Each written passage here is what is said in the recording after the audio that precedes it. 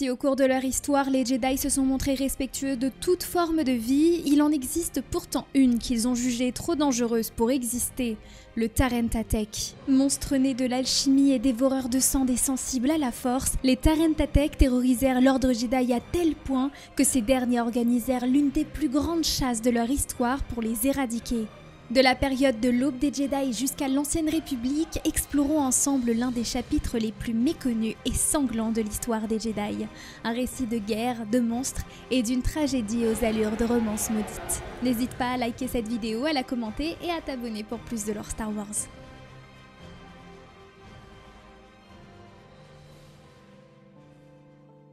L'origine des Tarentatek remonte bien avant la création de la République, à une époque où les Jedi veillaient sur Tython en maintenant l'équilibre entre lumière et obscurité.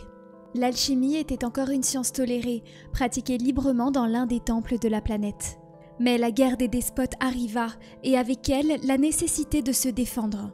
L'un des maîtres scientifiques, Quan Jan, créa alors les Terenta, initialement employés à la détection d'explosifs. Malheureusement, ce qui ne devait être qu'une simple arme devint rapidement un fléau, car ces monstres se mirent à dévorer leur propre créateur, développant ainsi une soif insatiable pour le sang des sensibles à la force. Horrifiés par ce qu'ils avaient créé, les Jedi exilèrent les Terenta sur la lune obscure de Bogan, espérant ainsi qu'ils disparaîtraient à jamais. Mais ce n'était que le début. Quelques millénaires plus tard, nul ne sait si la souche des Terenta survécut ou si une autre expérimentation permit leur résurgence, mais on les retrouva sur Ziost. Là, au cœur de la capitale de l'Empire Sith, dans les laboratoires d'une caste de Sith au sang pur chargée de la création de bêtes de guerre, l'horreur reprit vie sous une forme plus évoluée, les Tarentatek. Probablement dérivés du Rancor, plus massifs, plus redoutables et résistants à la force, les Sith les lâchèrent sur leurs ennemis, tout en craignant qu'ils ne se retournent un jour contre eux. Incontrôlables, redoutés de tous, on aurait pu penser qu'ils sombreraient dans l'oubli, mais c'était sans compter l'ambition d'un homme qui allait bientôt les faire entrer dans la légende. Cet homme, c'était Exar Kun, un Jedi très prometteur que l'arrogance et le profond désir de devenir l'un des plus puissants Jedi de son temps poussa à s'intéresser au savoir interdit des Sith. Si j'avais votre pouvoir, je serais invincible. Mais je vais te l'apprendre. Piégé et corrompu par Freeden Nad, le spectre du défunt Sith fit de lui son apprenti, espérant l'utiliser pour retrouver forme humaine. Sous ses ordres, Kun se rendit sur Yavin 4, dans l'ancienne demeure du sorcier Sith Nagasado, à la recherche de connaissances en alchimie. Une fois sur la planète, il eut une vision, celle de lui devenant seigneur noir des Sith et régnant sans partage sur la galaxie.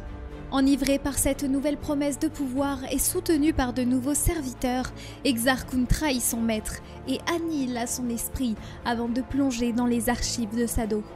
Il y apprit comment transformer des créatures vivantes en instruments du côté obscur et perfectionna les Tarentatek pour renverser la République et l'ordre Jedi. Ainsi, la grande guerre des Sith commença.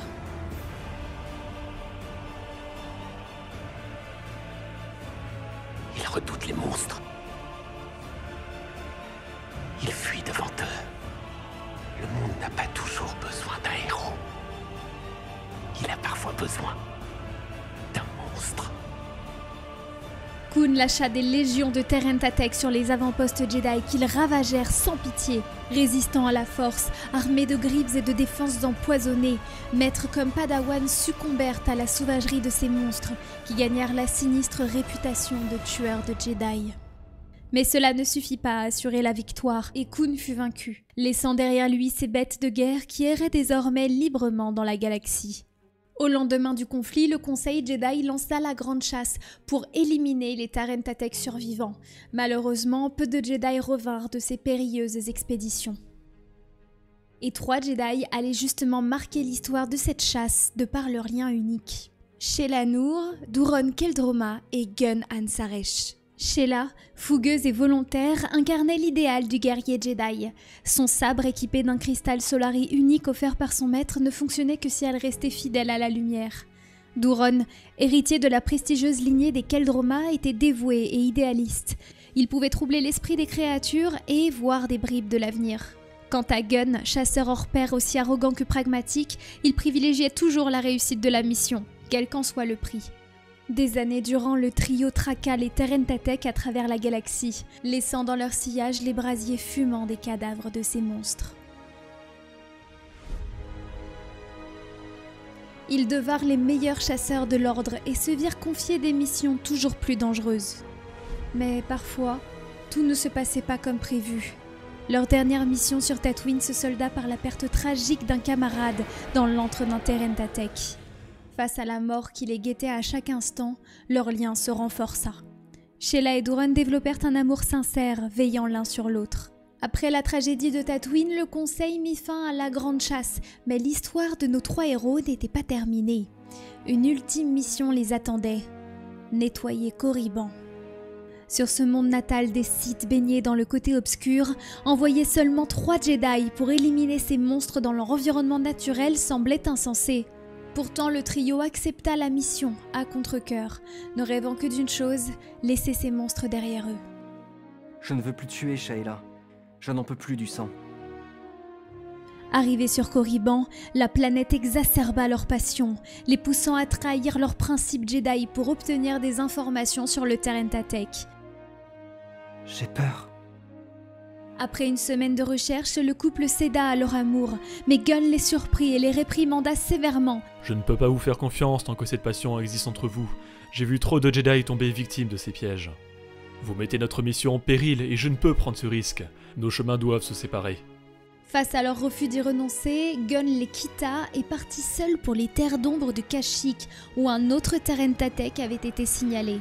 Il est regrettable que Duron et Sheila aient décidé de rester sur Korriban. Leur passion les consumera. Son arrogance lui laissait croire qu'il pourrait l'affronter sans leur aide. Il ne revint jamais. Ressentant la mort de leur ami, Sheila et Duron s'enfoncèrent dans la vallée des Seigneurs Noirs.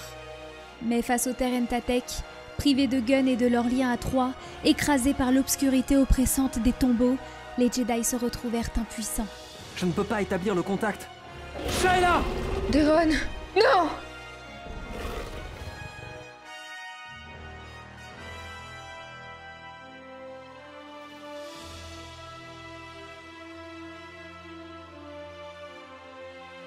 La force prend des voies étranges.